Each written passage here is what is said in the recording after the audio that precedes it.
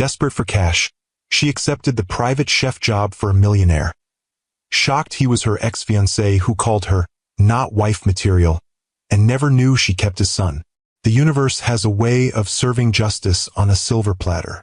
7 years after he told her she wasn't wife material, Jasmine Reynolds found herself cooking in his kitchen, with their secret son playing in the guest house. Have you ever had to face someone who broke your heart, while keeping a secret that could shatter their world? What would you do if the man who once discarded you suddenly held your financial future in his hands? When desperation forces a talented chef to accept a job cooking for a mysterious millionaire, she never imagines it will be the ex-fiancé who humiliated her, or that he'll discover the son she never told him about. Will she protect her heart and her child? Or will this unexpected reunion offer a second chance at the family she never thought possible? Stay with me to discover how one woman's journey from heartbreak to healing serves up the sweetest revenge: forgiveness. Hello, my beautiful queens. Today's story touches something deep in all of us. That moment when life brings you face to face with your past, just when you thought you'd finally moved forward. We've all been there, haven't we? When someone decides you're not enough, not worthy of their world, and you have to rebuild yourself piece by piece. But here's what I know for sure. God doesn't make mistakes, and neither did you by choosing yourself.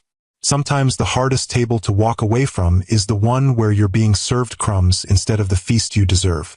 Today's story reminds us that your worth isn't determined by someone else's inability to see your value. And sometimes, the blessing you've been praying for comes wrapped in the package you least expect. So settle in, take a deep breath, and let's witness how divine timing can turn your greatest heartbreak into your most powerful testimony. If you've ever had to rebuild yourself after someone told you weren't enough, hit that like button right now. And if you know a sister who needs to hear this message of divine timing and restoration, share this video with her today. Present-day Atlanta, Georgia. The aroma of simmering collard greens filled Jasmine Reynolds' small apartment kitchen as she stirred the pot with one hand and checked her bank account on her phone with the other. The numbers hadn't changed since yesterday, still hovering dangerously close to zero. She set her wooden spoon down and closed her eyes, inhaling the familiar scent that always reminded her of Sunday dinners at her grandmother's house. "Lord, I need a miracle," she whispered, her voice barely audible over the gentle bubbling of the pot. "Mama, is dinner ready yet?" 6-year-old Ethan bounded into the kitchen.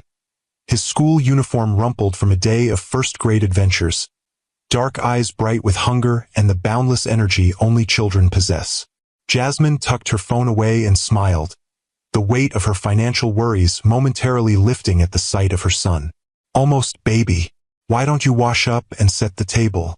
We're having your favorite collard greens with that special pepper sauce." "Yes." Ethan pumped his small fist in the air before scampering off to the bathroom, his footsteps echoing through their modest 2-bedroom apartment. As the water ran in the bathroom sink, Jasmine returned to her cooking, adding a pinch of red pepper flakes to the greens. Cooking had always been her sanctuary, the place where she felt most connected to her roots, to her grandmother's legacy. Big Mama had taught her that food wasn't just sustenance. It was love made tangible, history preserved in flavors, healing served on a plate. Once, she dreamed of turning that passion into a thriving soul food catering business. She'd even started planning the menu for her own wedding reception, imagining how she'd blend her grandmother's traditional recipes with her own modern twists.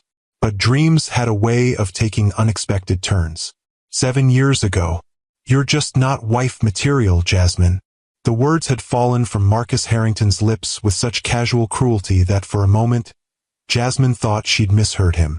They stood in his sleek Buckhead condo, the Atlanta skyline glittering beyond floor-to-ceiling windows.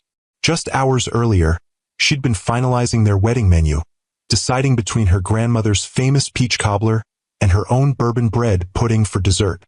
"What did you just say?" Her voice had come out steadier than she felt, even as the floor seemed to tilt beneath her feet. Marcus had sighed, running a hand over his closely cropped hair, his expression more annoyed than remorseful. "Look, my father's bringing me into the executive team at Harrington Development. I'm going to be the face of the company's future. I need someone who fits that world. And I don't fit?" Jasmine had asked, though she already knew the answer. She'd seen the looks from his mother at their engagement dinner, heard the whispers about the chef from South Atlanta, who'd somehow caught the heir to the Harrington real estate empire.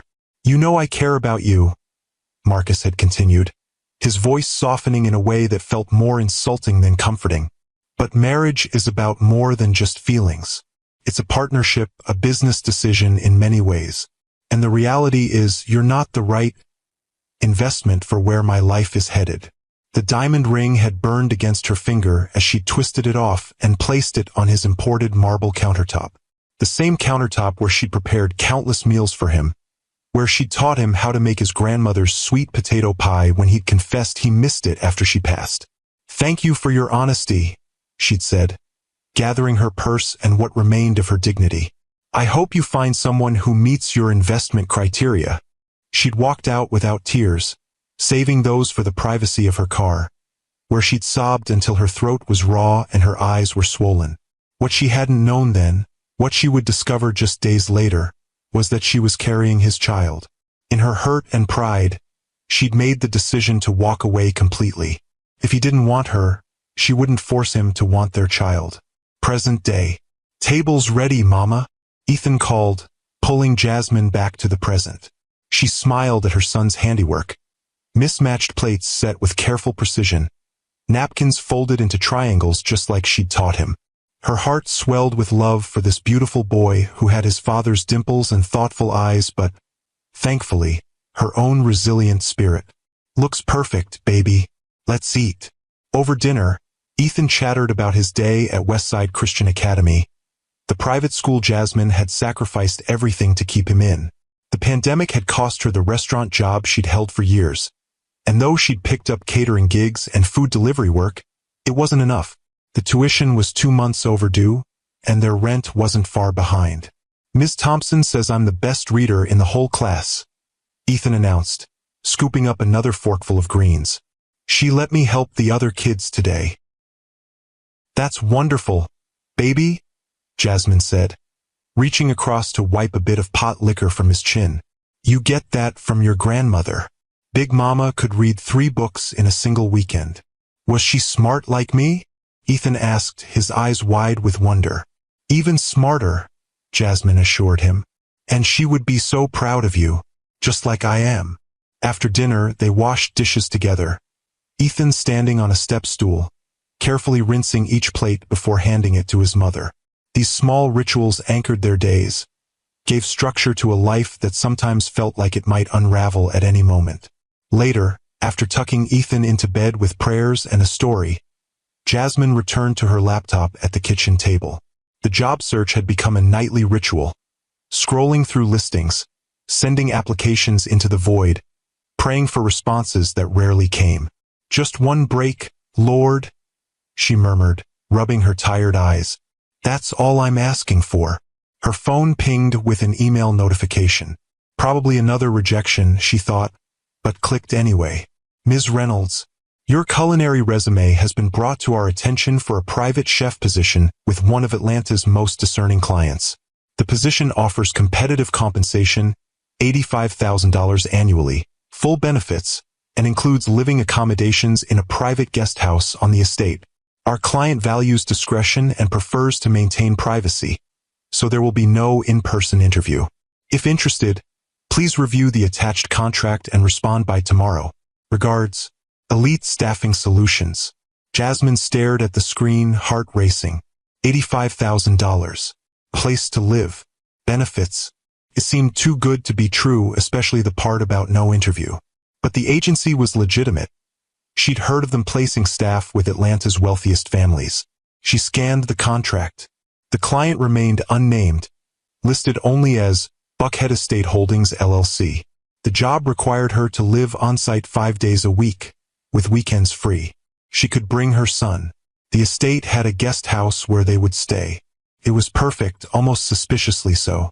But Jasmine was out of options.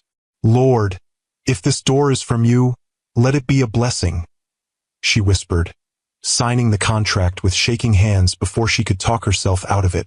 3 years ago. "Mama, why don't I have a daddy like Jaden?" Ethan had asked one evening as Jasmine tucked him into bed. He was 3 then, just beginning to notice the differences between his family and others. The question had pierced her heart, though she'd prepared for it. You do have a daddy, baby. He just lives far away. Why doesn't he visit me? Doesn't he like me? Jasmine had gathered her son close, breathing in the sweet scent of his baby shampoo. Your daddy doesn't know what a wonderful, special boy you are. That's his loss, not yours. But you have me, and I love you enough for 2 parents. And you have Big Mama watching over you from heaven, and your aunties at church who spoil you rotten. But why doesn't he know me? Ethan had persisted, his little brow furrowed in confusion. How could she explain to a 3-year-old that his father had deemed his mother unworthy? That she'd chosen to keep him a secret rather than subject him to potential rejection? Sometimes grown-ups make complicated choices, she'd said finally. But none of those choices have anything to do with how lovable you are. You are perfect exactly as you are. Present day.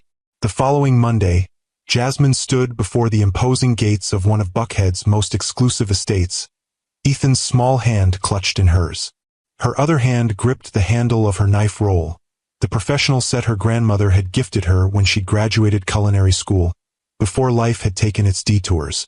This house is bigger than my whole school, Ethan whispered, eyes wide as the gates swung open.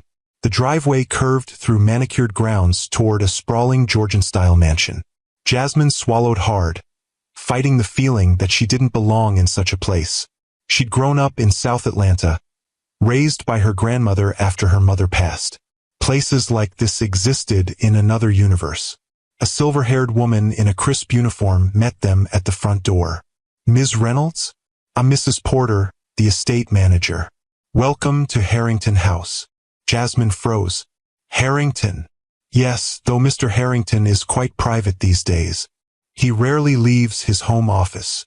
Mrs. Porter smiled kindly at Ethan. And this must be your son. There's a lovely playroom in the guest house, young man. As they followed Mrs. Porter through the mansion's gleaming hallways, Jasmine's mind raced.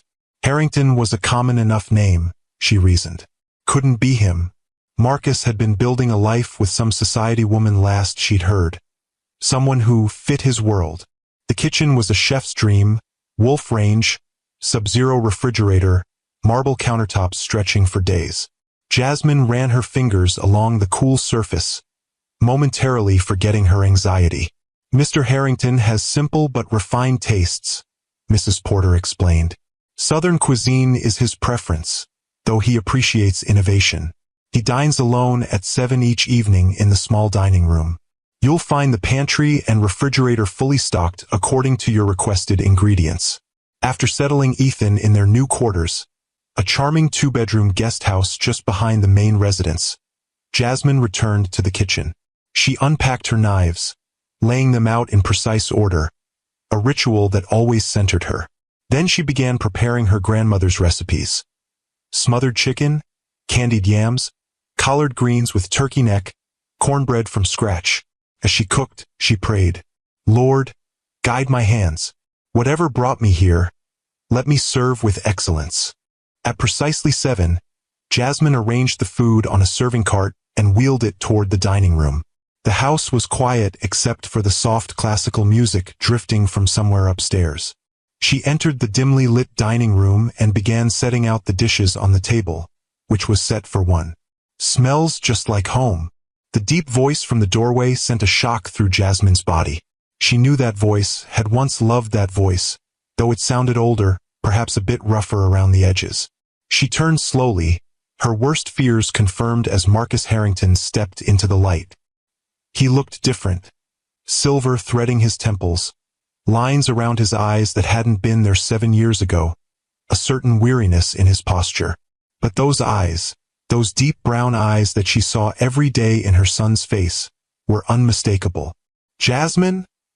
He breathed, looking as stunned as she felt. The serving spoon clattered from her hand to the hardwood floor. I didn't know, she managed. The contract didn't specify. I had no idea they'd send you, Marcus said, taking a step forward. I just told the agency I wanted someone who could cook Southern food. Real Southern food. Like your mama used to make? Jasmine finished bitterly, finding her voice. Except I'm good enough to cook for you, but not good enough to marry? Marcus flinched as if she'd slapped him. Jasmine, that was... I should go. She turned to leave, but his voice stopped her. Please don't. The food, it looks amazing, and we have a contract. Jasmine closed her eyes, thinking of Ethan, of the overdue tuition, of their nearly empty bank account. She couldn't walk away from this opportunity, no matter how painful. Fine, she said, straightening her shoulders. I'll fulfill my professional obligations. But that's all this is, professional. She left him standing there, surrounded by the comfort food of his childhood, and retreated to the kitchen where she could breathe again. Leaning against the counter, she pressed a hand to her racing heart. What are you doing, Lord? She whispered to the ceiling. What kind of test is this? Of all the kitchens in all of Atlanta, she'd ended up in his. The man who'd broken her heart, who'd deemed her unworthy, who had no idea he had a son sleeping just yards away in the guest house. It felt like some cosmic joke, or perhaps divine intervention of the most mysterious kind. Jasmine took a deep breath, steadying herself. She'd survived worse than this. She'd given birth alone, raised a child alone, built a life alone. She could certainly cook meals for Marcus Harrington without falling apart. But as she cleaned up the kitchen, her hands trembled slightly. The past she'd worked so hard to leave behind had suddenly caught up with her, and she had no idea what tomorrow would bring. For 2 weeks, Jasmine maintained a careful distance. She prepared exquisite meals, left them in the dining room, and retreated to the guest house where Ethan was settling into their new routine. She'd enrolled him in virtual school temporarily, planning to drive him to Westside once she received her first paycheck and could clear the tuition debt. Each morning, she'd rise before dawn, say her prayers, and slip into the main house while Ethan still slept. By the time he woke, she'd have breakfast waiting in their guest house, and Mrs. Porter would look in on him during the brief periods when Jasmine needed to be in the main kitchen. You're a blessing, Jasmine told the older woman one afternoon. I don't know how I'd manage without your help. Mrs. Porter smiled, her eyes crinkling at the corners. That boy of yours is a delight. Reminds me of my grandsons at that age. Full of questions and energy. He's my whole world, Jasmine said softly. And his father? Mrs. Porter asked gently. Is he in the picture? Jasmine's hands stilled on the dough she was kneading. No, it's just us. The older woman nodded, not pressing further. Well, you've done a fine job with him. That's clear to anyone with eyes. But Marcus made distance difficult. He began appearing in the kitchen while she cooked, asking questions about ingredients, complimenting her techniques. At first, she answered with clipped professionalism, but his persistence wore at her defenses.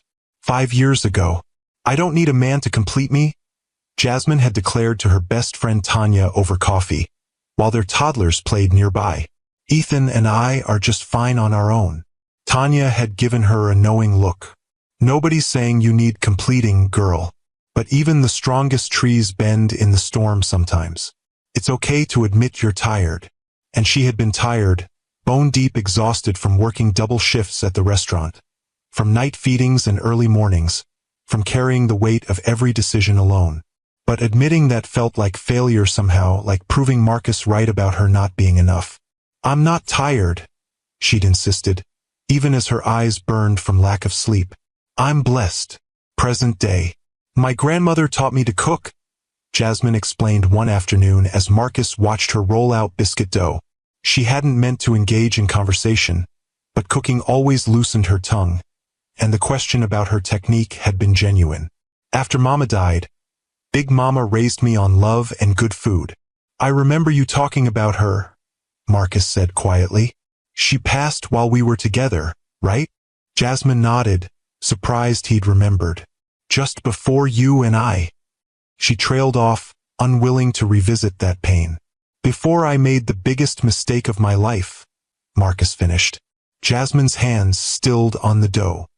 Don't do that. Don't try to rewrite history. I'm not.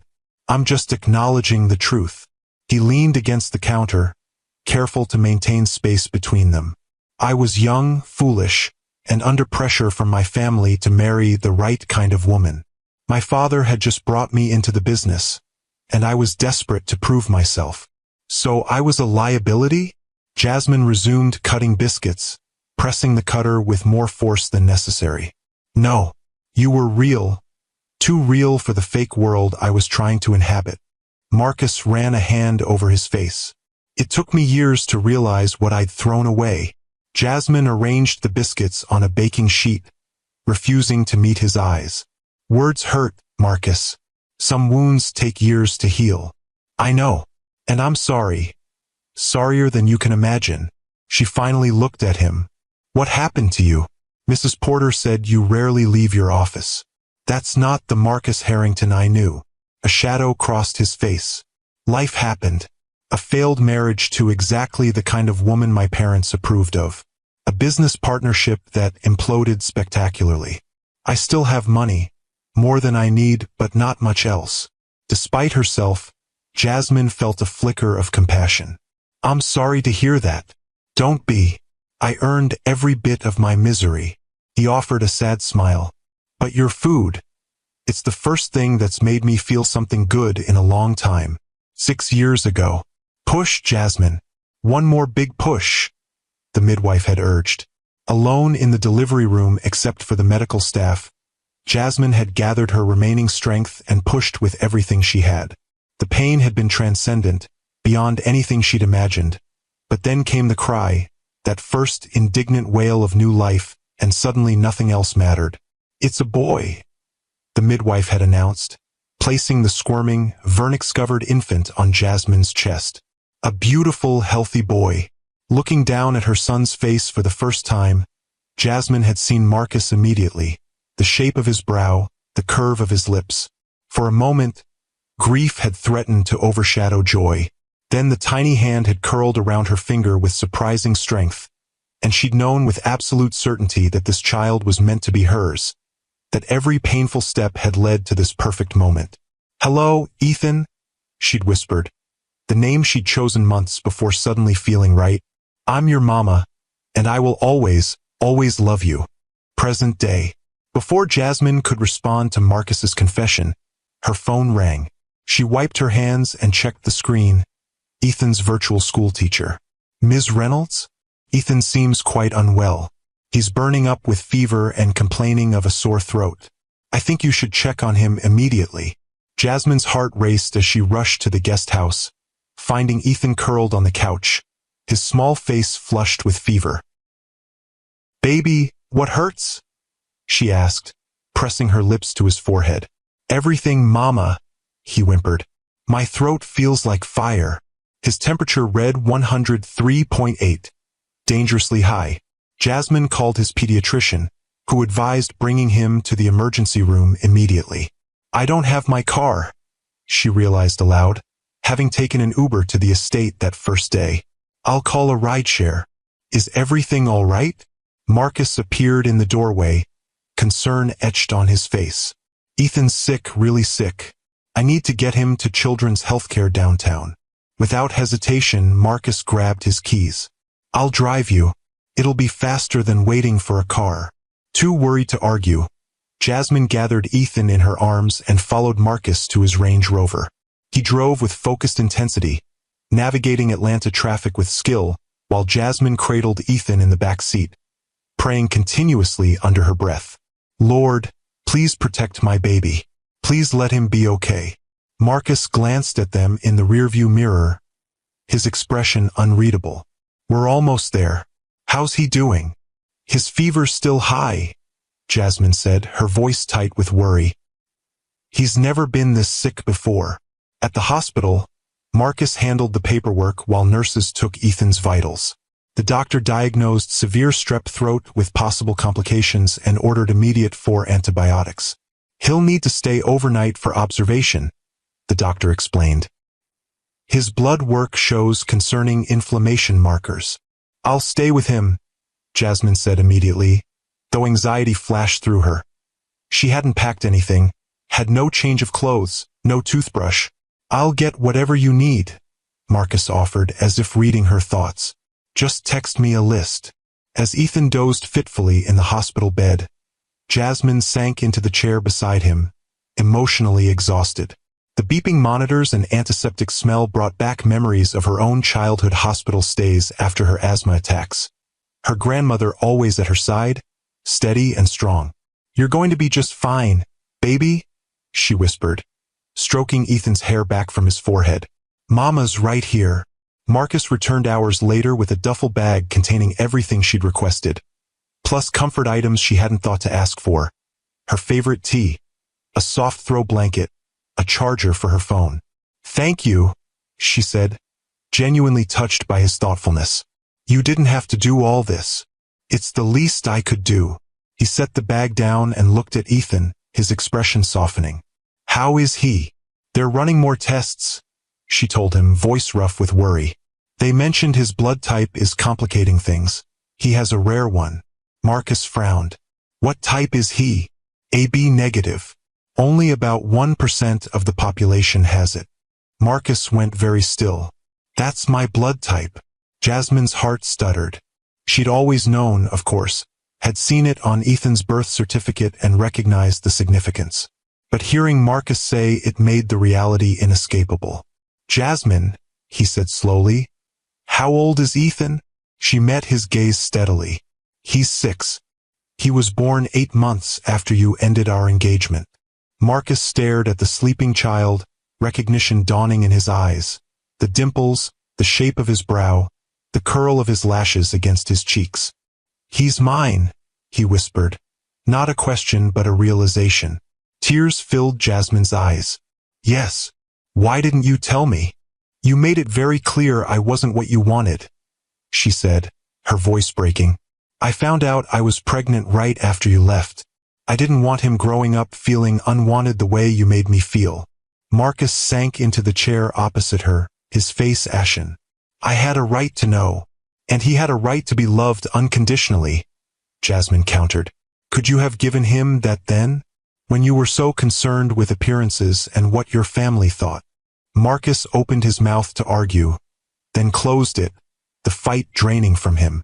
"No," he admitted finally. "I couldn't have. I wasn't ready to be the father he deserved." They sat in silence, the beeping of hospital monitors the only sound between them. "I'd like to be in his life now," Marcus said eventually. "If you'll let me." Jasmine studied him, searching for the arrogant young man who had broken her heart. Instead, she saw someone humbled by life, genuine remorse in his eyes. "We'll see," she said carefully. "Ethan comes first. His well-being is all that matters to me." "As it should be." Marcus looked at their sleeping son with wonder. "I've missed so much." "Yes," Jasmine agreed softly. "You have. Can you imagine keeping such a powerful secret for years?" Type "divine timing" in the comments if you believe God orchestrates even our most painful moments for a greater purpose. And if you're new here, subscribe to join our sisterhood of powerful stories. 4 years ago. "He looks just like his daddy," Jasmine's aunt had remarked at Ethan's 2nd birthday party, not knowing the weight of her casual observation. "He looks like himself," Jasmine had replied firmly, though her heart had clenched at the truth of the statement. Every day, Ethan grew to resemble Marcus more. The same thoughtful expression, the same dimples when he smiled, the same determined set to his jaw when he was frustrated. Sometimes, catching these glimpses of Marcus in their son brought a bittersweet ache.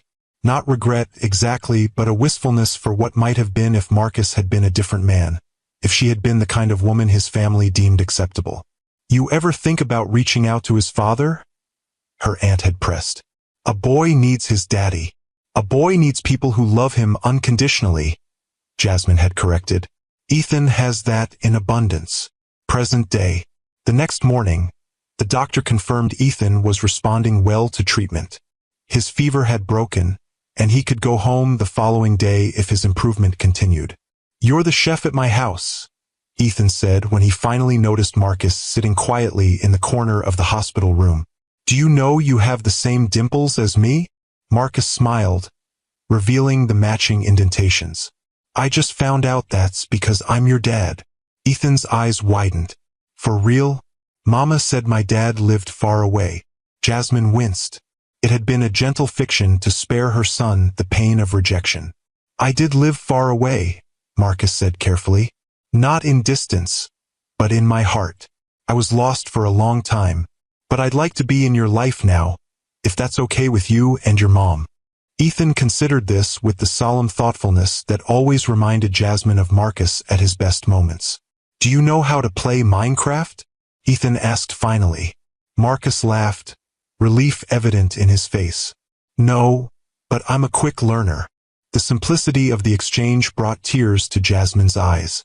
Children could be so forgiving, so open to possibility. If only adults could approach life with the same willingness to start fresh. When they returned to the estate, everything had changed.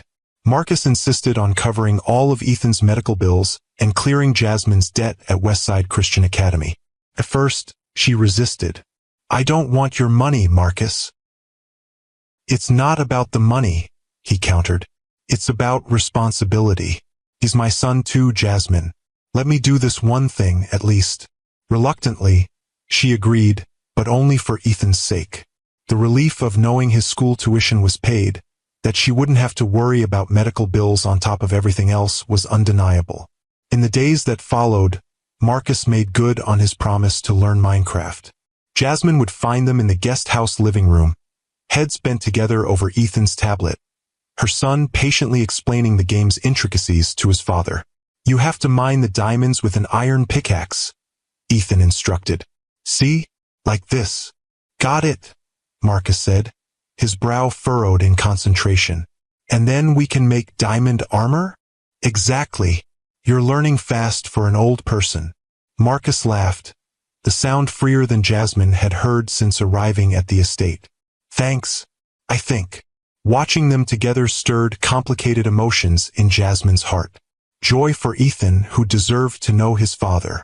Wariness for herself, remembering the pain Marcus had caused. And something else, something she wasn't ready to name. Seeing this new, humbled version of the man she'd once loved. 1 week later.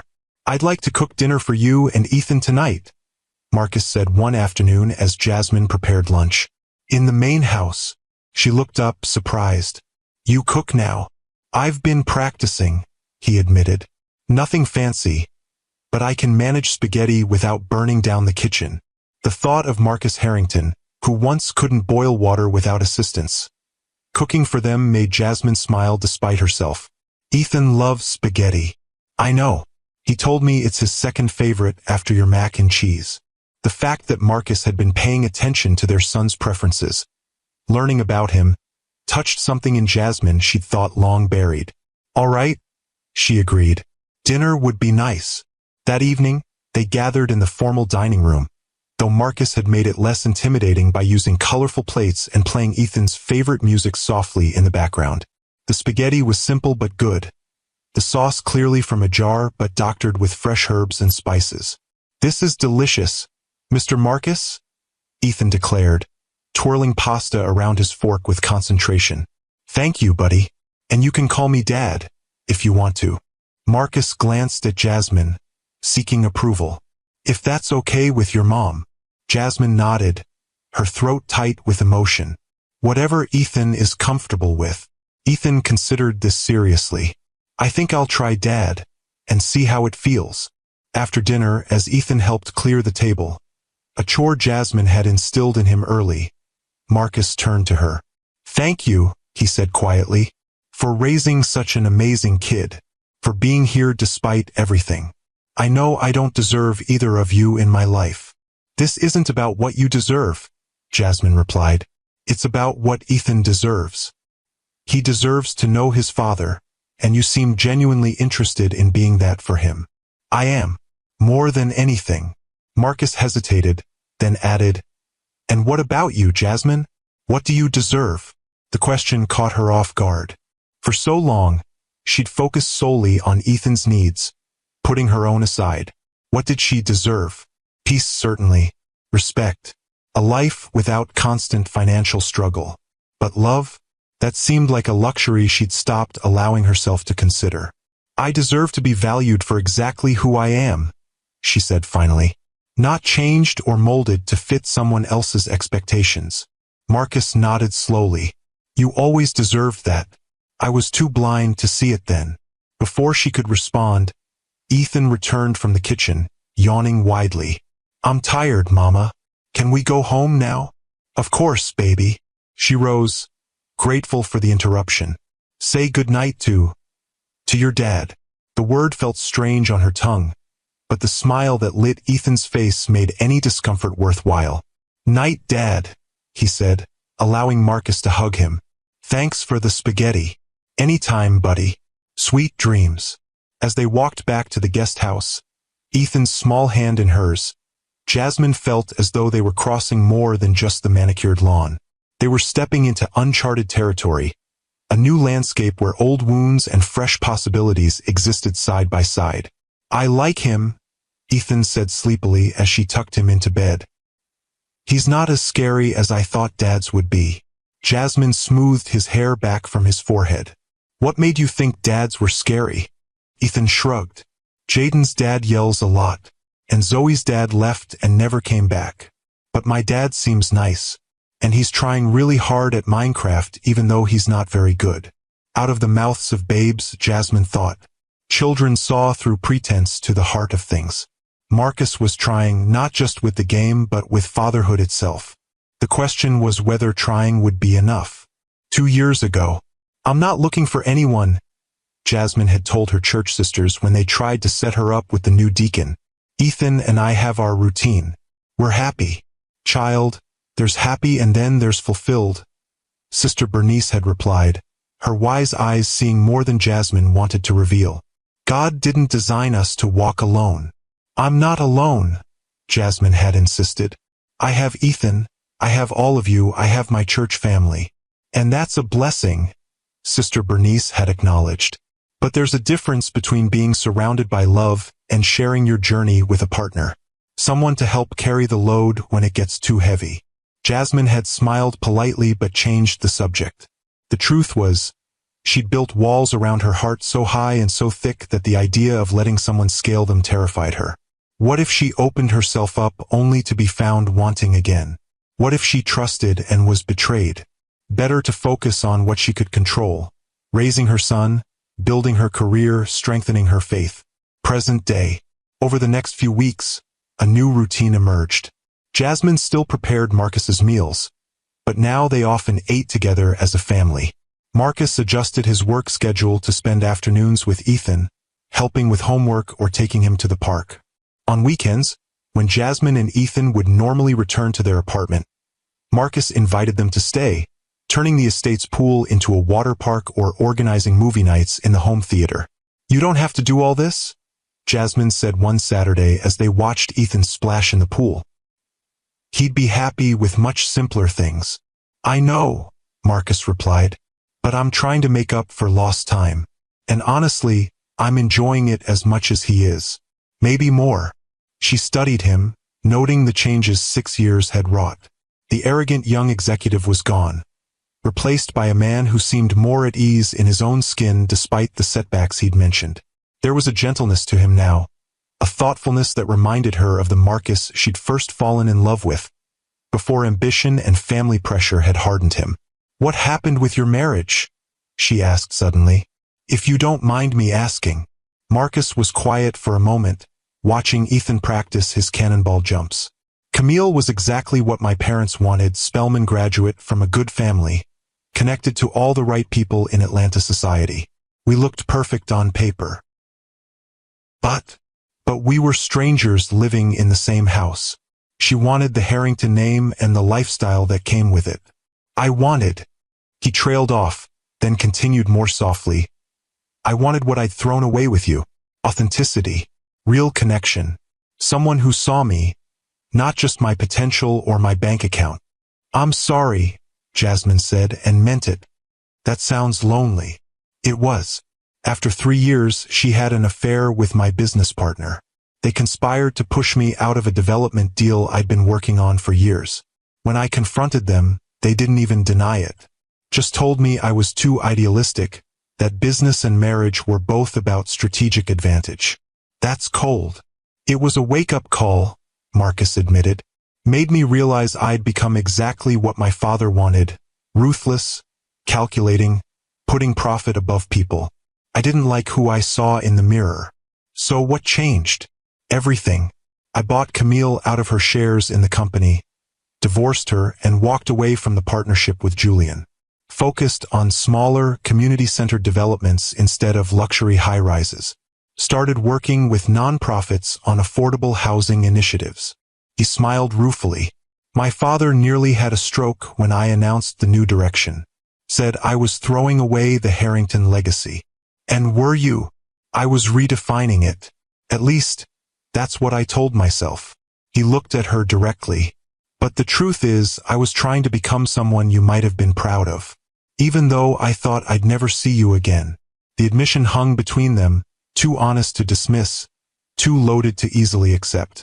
Marcus, I'm not saying that to pressure you, he added quickly. I don't expect anything. I just want you to know that losing you changed me. Made me question everything I thought I wanted. Before Jasmine could respond, Ethan called from the pool. Mom, Dad, watch this dive. They both turned to watch, clapping appropriately at his somewhat awkward but enthusiastic attempt. The moment passed, but Jasmine felt its weight lingering. A pebble dropped into still water, ripples spreading outward. That night, after Ethan was asleep, Jasmine sat on the guest house porch, wrapped in a light blanket against the evening chill. The estate grounds were beautiful in the moonlight, the gardens silvered and mysterious. May I join you? Marcus asked, appearing at the bottom of the porch steps. She nodded, and he settled into the chair beside her, respecting her space. I've been thinking about what you said earlier, she began. About changing. I meant it. I believe you. But Marcus, people don't change completely. The core of who you are, that remains. And you're worried that deep down, I'm still that man who hurt you. She appreciated his directness. Yes, not just for my sake but for Ethan's. He's already getting attached to you. If this is temporary, if you decide again that we don't fit your world, it would devastate him. I understand your concern. But Jasmine, the man who said those things to you, that wasn't my core. That was my fear, my insecurity, my father's voice in my head. He leaned forward, elbows on his knees. My core, the real me, was the boy who fell in love with you in that cooking class at the community center, who was amazed by your talent and your spirit, who felt more at home in your grandmother's tiny kitchen than in any boardroom. The memory caught her by surprise. Marcus showing up week after week to the community cooking class she'd been teaching, claiming he needed to learn basics but really just wanting to be near her. How they'd laughed when he'd burned the rice. How natural it had felt when he'd first kissed her among the spice jars and mixing bowls. That was a lifetime ago, she said softly. It doesn't have to be just a memory. His voice was gentle, without demand. I'm not asking for anything right now except the chance to be Ethan's father and, maybe, your friend. The rest, that's in God's hands. The mention of faith surprised her. The Marcus she'd known had attended church for networking opportunities, not spiritual guidance. You believe that now? That God has a plan? He nodded. Hard not to, when he led you right back to my door after all these years. With our son. Marcus stood, respecting the boundaries she'd set. Good night, Jasmine. Thank you for sharing Ethan with me. As he walked back toward the main house, Jasmine found herself wondering if people really could change at their core. Or if perhaps what changed was not the essence but the layers of pretense and fear that covered it. Maybe the real Marcus had been there all along, buried beneath expectations and ambition, waiting to emerge. 1 month later. I have a proposition for you, Marcus said one evening as they cleaned up after dinner. Ethan was in the living room, absorbed in a book for school. That sounds ominous, Jasmine replied, only half joking. It's not, I promise. He handed her a folder. Take a look. Inside were architectural renderings of a beautiful restaurant space, with seasoned with grace, emblazoned across the top in elegant script. What is this? I own a building in Castleberry Hill that's being renovated. The ground floor would make a perfect restaurant space. His eyes were bright with excitement. I've heard you talk about your dream of opening a place that honors your grandmother's recipes while adding your own modern twist. This could be it. Jasmine stared at the renderings, her heart racing. The space was beautiful. Exposed brick walls, large windows, an open kitchen where diners could watch the magic happen. Exactly what she'd always envisioned. Marcus, I can't accept this. You're not accepting anything. It's an investment opportunity. I provide the space and initial capital, you provide the talent and vision. We'd be partners. He hesitated. Business partners, to be clear. No strings attached. Why would you do this? Because you're brilliant, Jasmine. Your food isn't just delicious. It tells a story. It connects people to their roots. It creates community. That deserves a platform. He smiled. And selfishly, I'd get to eat your cooking whenever I want. She laughed despite herself. That's a lot of smothered chicken. I can think of worse fates. Jasmine traced the restaurant name with her finger. Seasoned with grace. Do you like it? I remembered something your grandmother used to say. Life seasons you with trials, but God covers you with grace. Jasmine finished, tears springing to her eyes. She said that all the time. It seemed fitting. But if you hate it, I don't hate it. It's perfect. She looked up at him. But Marcus, this is a huge commitment. What if things change between us? What if this arrangement with Ethan gets complicated? Then we handle it like adults. The restaurant would be yours, Jasmine. Your dream, your vision. My role would be silent partner, nothing more. He touched her hand briefly. No matter what happens between us personally, I want to see you succeed. I want Ethan to see his mother building something amazing. The sincerity in his voice was unmistakable. This wasn't the calculated business move of the old Marcus. This was a genuine desire to make amends, to support her dreams, to give back some of what he'd taken when he'd walked away. I'll think about it, she promised. That night, Jasmine called Tanya, needing her friend's perspective. Girl, he's offering to bankroll your dream restaurant with no strings attached? After discovering he has a son he never knew about? Either he's had a genuine come-to-Jesus moment, or this is the most elaborate guilt offering I've ever heard of. That's what I can't figure out, Jasmine admitted. Is this real change, or just an expensive way to ease his conscience? What does your heart tell you? Jasmine sighed. That's the problem. My heart isn't trustworthy where Marcus is concerned. It never was. Then trust your spirit, Tanya advised. Pray on it. The Holy Spirit will guide you. If you believe in second chances when someone has truly changed, hit that like button. And tell me in the comments. Would you have forgiven Marcus, or walked away for good? Valentine's Day. Mama, you look pretty, Ethan said as Jasmine emerged from her bedroom in the guest house. She wore a simple red dress she'd found on sale years ago but rarely had occasion to wear. Thank you, baby. You look very handsome yourself. She straightened his clip-on tie, touched by Marcus's thoughtfulness in getting matching outfits for himself and Ethan. The invitation had come a week earlier, dinner at the main house, just the three of them. Nothing fancy, Marcus had insisted, though the formal card suggested otherwise. When they arrived, Jasmine gasped. The dining room had been transformed. Twinkling lights draped from the ceiling, candles flickering on every surface. The table set with fine china and crystal. Dad did all this himself, Ethan whispered loudly. He made me promise not to tell, but he's been working on it for days. Marcus appeared in the doorway, looking nervous but handsome in his suit. Happy Valentine's Day, he said simply. The meal was catered. Marcus had wisely not attempted to cook for such an important occasion, but he'd clearly chosen dishes with care. Each course represented a significant moment in their history. The jambalaya from their first date, the lemon cake from her grandmother's recipe that he'd loved so much, even the sparkling cider they'd shared at their engagement dinner because Jasmine didn't drink alcohol. You remembered all this? She asked, genuinely moved. I remember everything about us, Jasmine, the good and the bad. He glanced at Ethan, who was happily demolishing his dessert. And now we're making new memories. The three of us. After dinner, Ethan presented Jasmine with a handmade card, covered in glitter and heartfelt if misspelled sentiments. I love you bigger than the whole universe. He'd written in careful first-grade script. I love you too, baby. More than you'll ever know. She hugged him tight, breathing in the scent of his hair, marveling as always at the miracle of him. Can I go play my new game now? Ethan asked, eyeing the video game system in the adjacent room that Marcus had recently installed. For a little while, Jasmine agreed. But not too late, it's still a school night. As Ethan scampered off, Marcus turned to her. I have something for you too, but it's not exactly a gift.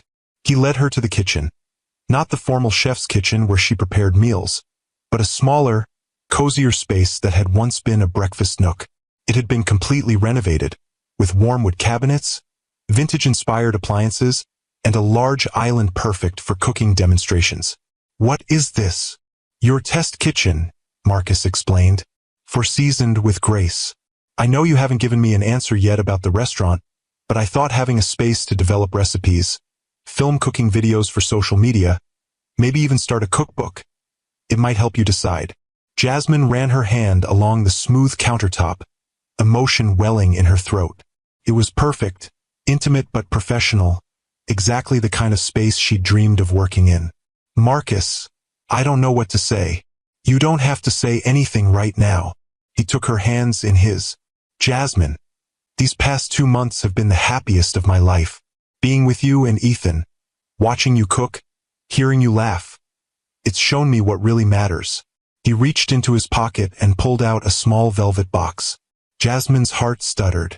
This isn't what you think, he said quickly, opening it to reveal not a ring but a key. It's the key to the restaurant space. Whether you want to be business partners, friends, or something more, the space is yours. I've already transferred ownership to your name. You what?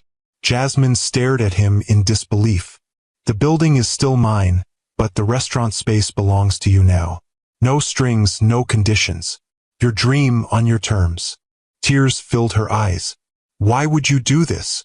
Because 7 years ago, I was too blind to see your worth. Too foolish to understand that success isn't measured in square footage or social connections.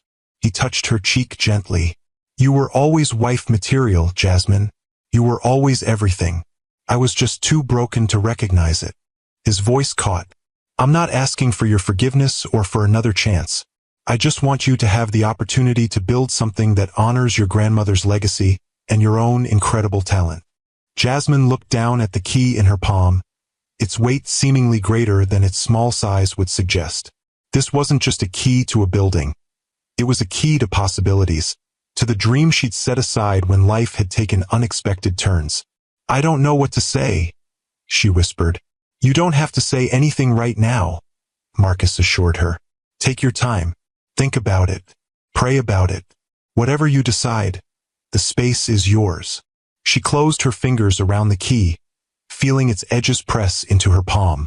Thank you. It's the most thoughtful thing anyone has ever done for me. They stood in silence for a moment, the air between them charged with unspoken emotions. Then, from the other room, came Ethan's delighted laugh, breaking the tension. I should check on him, Jasmine said, grateful for the excuse to step back, to breathe, to process the magnitude of what Marcus had just offered. Of course. Marcus nodded, understanding in his eyes. It's getting late anyway. I should let you two get back to the guest house. As they walked toward the living room, Jasmine found herself studying Marcus's profile. The man beside her was both familiar and strange.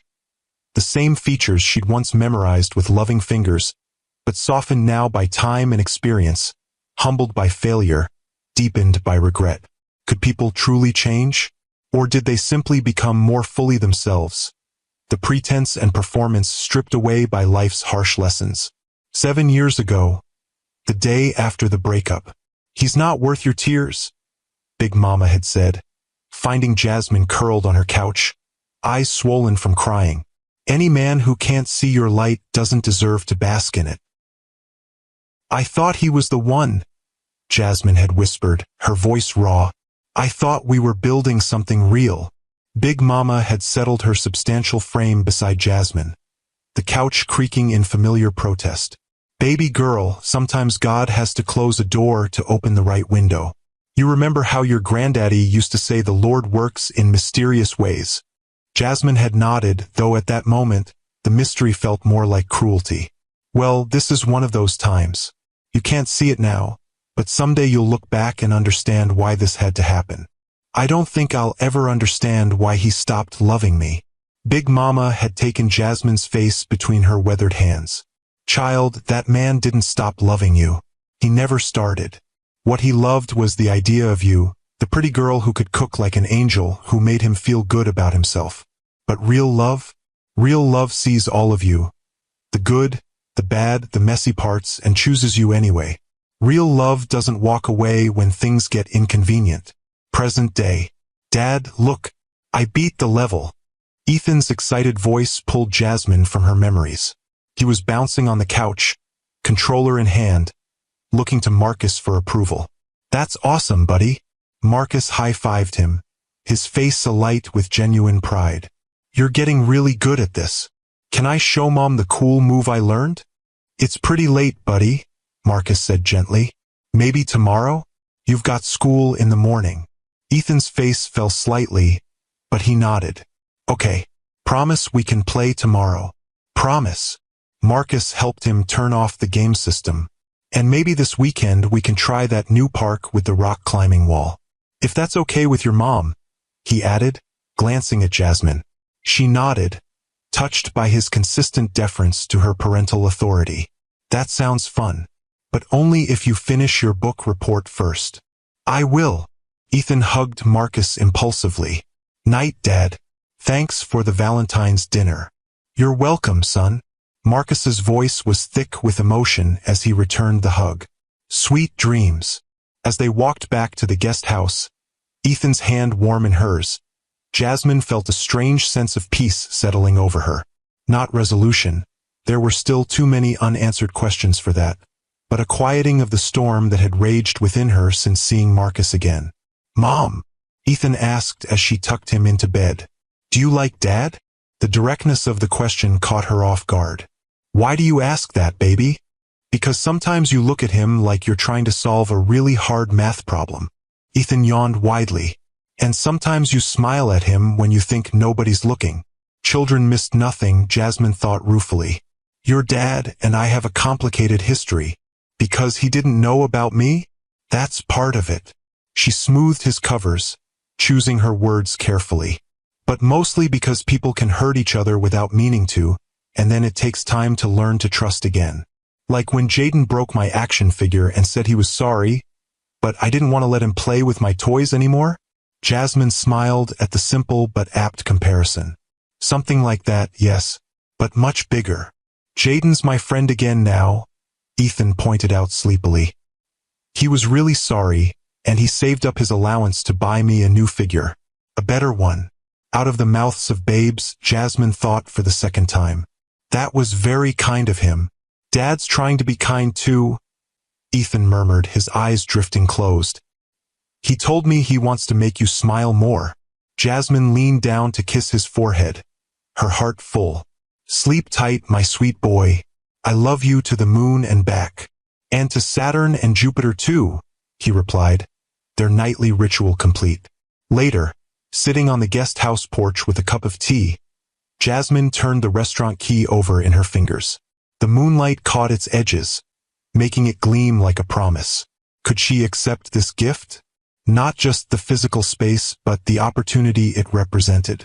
The chance to revive her dream, to honor Big Mama's legacy, to create something lasting for Ethan's future? And what about Marcus himself? The man who had broken her heart was offering her the means to fulfill her deepest ambition, asking nothing in return except perhaps forgiveness. Could she separate the gift from the giver? Should she? As if summoned by her thoughts, her phone lit up with a text from Marcus. No pressure about the key.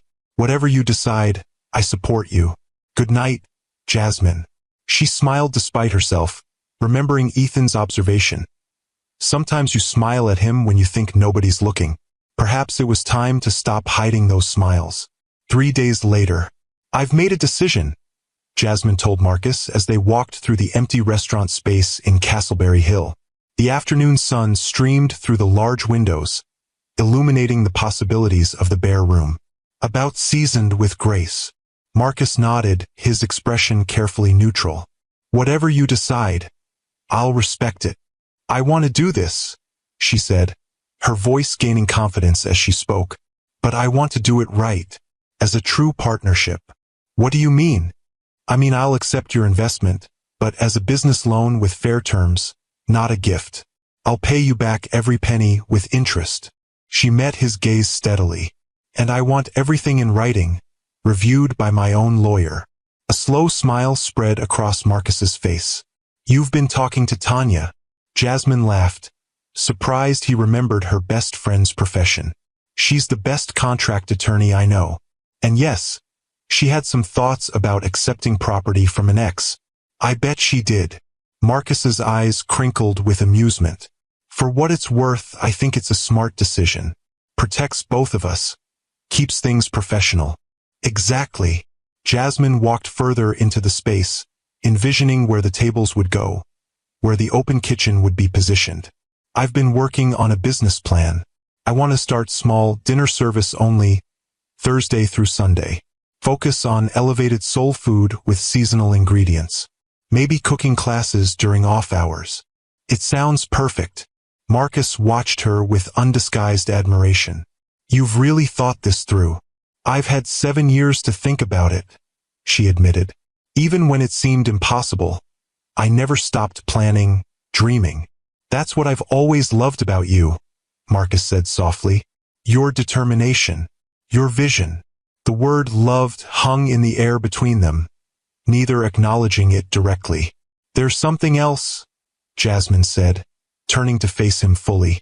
About us, about our situation. Marcus tensed slightly. Okay. I think we should take things slow. For Ethan's sake and for our own. She took a deep breath. I'm not saying no to the possibility of something between us again. But I need time. I need to see that this change in you is real and lasting. Relief flooded his features. That's more than fair. More than I deserve, honestly. It's not about deserving, Jasmine said, echoing his words from weeks earlier. It's about what's right for all of us. Ethan loves having you in his life. I can see how much you care about him. And I'm starting to remember what I saw in you all those years ago. Marcus stepped closer, hope evident in his eyes. Jasmine, She held up a hand, stopping him. But I'm not the same woman I was then. I'm stronger now, more certain of my worth. I won't accept anything less than full partnership, full respect, full acceptance. In business or in life.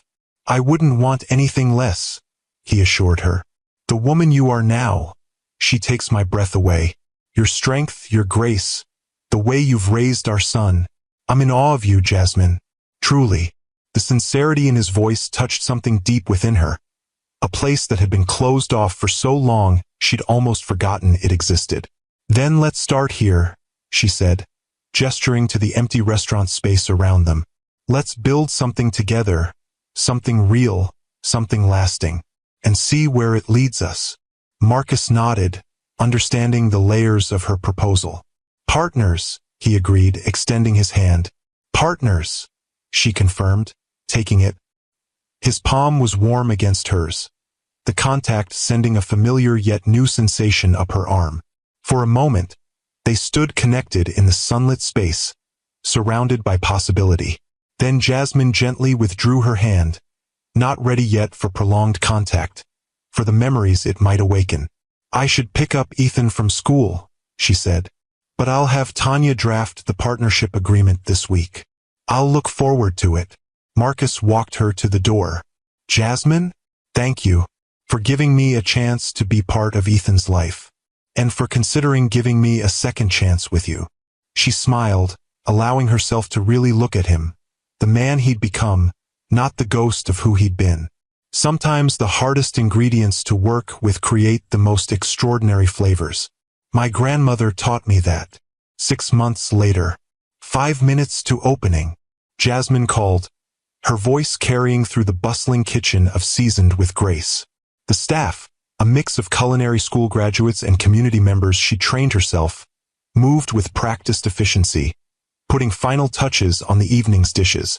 The journey to this moment had been intense, months of renovation, recipe testing, staff hiring and training. But now, on opening night, everything was finally ready. The restaurant had already generated buzz in Atlanta's food scene. Jasmine's social media cooking videos, filmed in the test kitchen Marcus had created, had attracted thousands of followers. Her modern take on soul food classics, honoring tradition while embracing innovation, had caught the attention of local food critics and influencers. "How are you feeling?" Marcus appeared at her side, handsome in a tailored suit. Though he'd kept his promise to be a silent partner in the business, he'd been present for every major decision, offering support without taking control. Nervous, excited, grateful, Jasmine smoothed her chef's coat, embroidered with the restaurant's name and her own. "I still can't believe this is happening." "Believe it. You've earned this, Jasmine." He gestured to the dining room beyond the kitchen's glass partition, where Ethan was proudly showing Tanya and other family friends to their reserved table. "Everyone who matters is here to support you." "Almost everyone," she said softly, thinking of Big Mama, wishing she could see this moment. Marcus seemed to read her thoughts. "She's here in spirit. In every recipe, every technique you use. She'd be so proud of you." Jasmine nodded, blinking back tears. "Thank you for saying that." Over the past 6 months, their relationship had evolved gradually. Professional partnership had given way to cautious friendship, and friendship had slowly blossomed into something more. They'd taken it one step at a time. Family dinners, outings with Ethan, and eventually quiet evenings alone after their son was asleep. They'd talked for hours, excavating old wounds, examining past mistakes, sharing the growth and changes of the years they'd spent apart. Marcus had opened up about his father's relentless pressure, his own insecurities, the emptiness of his marriage to Camille. Jasmine had shared her fears and struggles as a single mother, her determination to succeed despite the odds, her journey back to faith when everything seemed darkest. Healing had come slowly in small moments of vulnerability and trust. The first time she'd allowed him to hold her hand during a movie. The Sunday he'd joined them at church, sitting beside them in the pew as if he belonged there. The afternoon he'd taught Ethan to ride a bike, and she'd realized she was falling in love with him all over again, not with the memory of who he'd been, but with the reality of who he'd become. "It's time," Marcus said gently, bringing her back to the present. "Your guests are waiting." Jasmine took a deep breath, centering herself. "Let's do this." The evening unfolded like a dream. Diners exclaimed over each course, Big Mama's collard greens elevated with smoked turkey and a touch of apple cider vinegar, crispy fried chicken brined in buttermilk and herbs, shrimp and grits with a spicy tomato gravy that paid homage to Jasmine's mother's recipe. Between courses, Jasmine moved through the dining room, greeting guests, accepting compliments, sharing the stories behind each dish. This was more than a restaurant. It was her heritage made tangible. Her grandmother's legacy continued through her own hands. Near the end of service, as desserts were being plated, peach cobbler with bourbon vanilla ice cream, chocolate chess pie with salted caramel, Marcus asked for everyone's attention. "I'd like to propose a toast," he said, raising his glass, "to Chef Jasmine Reynolds, whose talent, vision, and perseverance have created this extraordinary place, and to the memory of Big Mama, whose wisdom and love seasoned not just her food, but all who were fortunate enough to know her." "To Jasmine and Big Mama," the diners echoed, glasses raised. Jasmine felt tears threatening again, but these were tears of joy, of fulfillment, of dreams realized. Later, after the last guests had departed and the staff had cleaned up, Jasmine found herself alone in the kitchen with Marcus. Ethan had gone home with Tanya for a sleepover, giving his parents a rare night to themselves. "You did it," Marcus said, pride evident in his voice. Opening night was a triumph. We did it, Jasmine corrected, including him in the success. I couldn't have done this without you. Yes, you could have, he countered. Maybe not this quickly or in this particular space, but you would have found a way. That's who you are, Jasmine. Unstoppable when you set your mind to something. She smiled, accepting the compliment. Maybe, but I'm glad I didn't have to do it alone. Marcus stepped closer, taking her hands in his. There's something I've been wanting to ask you. Tonight seems like the perfect time. Jasmine's heart quickened. Marcus. These past 6 months have been the happiest of my life, he said softly. Watching you build this restaurant, being Ethan's father, earning back your trust bit by bit. It's shown me what really matters. He reached into his pocket and withdrew a small velvet box. Unlike on Valentine's Day, this time when he opened it, a ring nestled inside. Not an ostentatious diamond like the one he'd given her 7 years ago, but a vintage-looking band with a pearl surrounded by tiny sapphires. It was Big Mama's, Jasmine whispered, recognizing the ring her grandmother had worn every day of her married life. How did you? I asked Tanya to help me find it, Marcus explained. She said your aunt had been keeping it for you.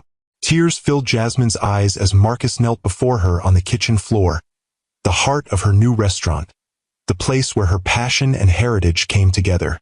Jasmine Reynolds, he said, his voice steady but filled with emotion. You were always wife material. You were always everything. I was just too blind and foolish to see it. These past months have shown me what true partnership looks like. Supporting each other's dreams, respecting each other's strengths, growing together through challenges. He took a deep breath. I'm not the same man who hurt you 7 years ago. Life has seasoned me with trials, but God has covered me with grace. Just like your grandmother always said. I promise to love you and Ethan with everything I am, to honor your strength and independence, to be the partner you deserve in all things. He held up the ring, Big Mama's pearl gleaming in the kitchen's soft light. Will you marry me, Jasmine? Will you let me spend the rest of my life proving that I see your worth, that I cherish who you are, exactly as you are? Jasmine looked down at the man before her. Not the arrogant young executive who had broken her heart, but a humbled, faithful man who had earned her trust through consistent action, who loved their son with his whole heart, who had supported her dreams without trying to control them. Yes, she said, her voice clear and certain. Yes, I will marry you. As he slipped Big Mama's ring onto her finger. A perfect fit, as if it had been waiting all along for this moment. Jasmine felt a sense of completion, of divine timing. The journey hadn't been what she'd expected, but it had led her exactly where she needed to be. Marcus stood and gathered her in his arms, his kiss tender yet passionate, a promise of the life they would build together. I love you, he whispered against her lips. Thank you for giving me a second chance. I love you too, she replied, the words feeling both familiar and brand new. And thank you for showing me that sometimes, the blessing you've been praying for comes wrapped in the package you least expect.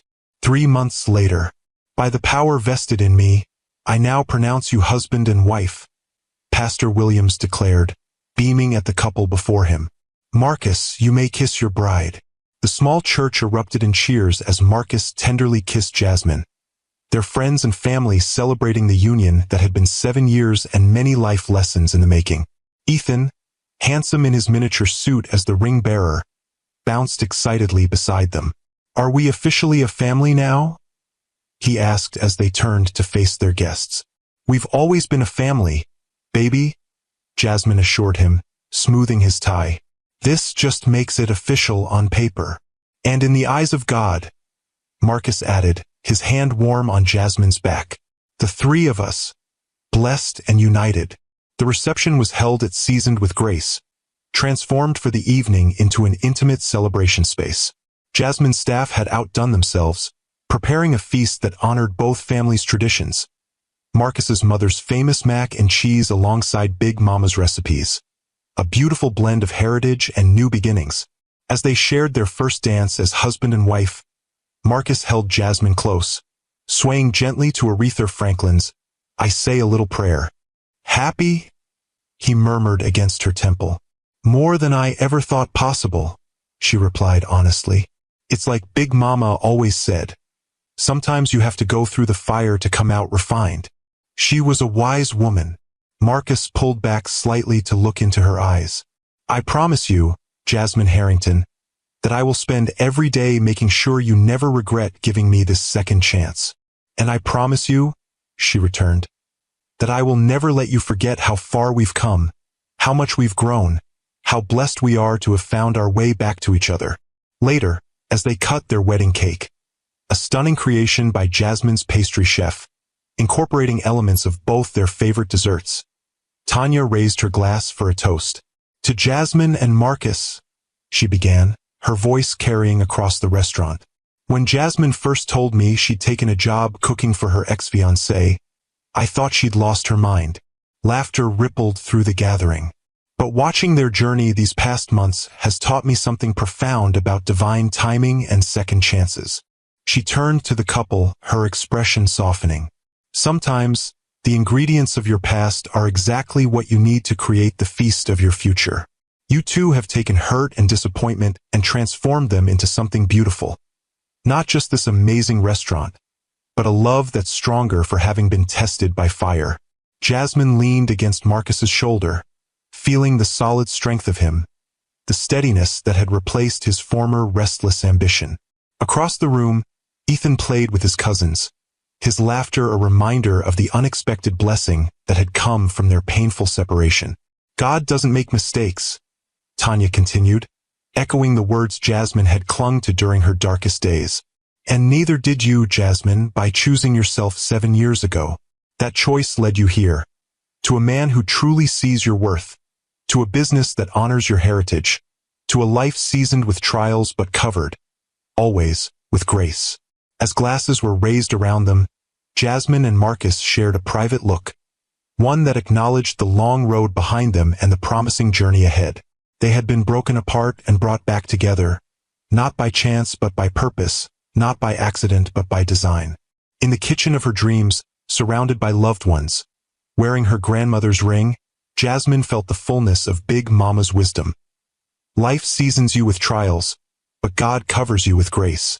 And sometimes, the blessing you've been praying for comes wrapped in the package you least expect. If this story touched your heart, subscribe to Timeless Love Tales with Mr. Harrison for more powerful stories of resilience, redemption, and divine restoration. Remember, Queens, sometimes the ingredients of your past are exactly what you need to create the feast of your future. God bless you all, and I'll see you in the next story.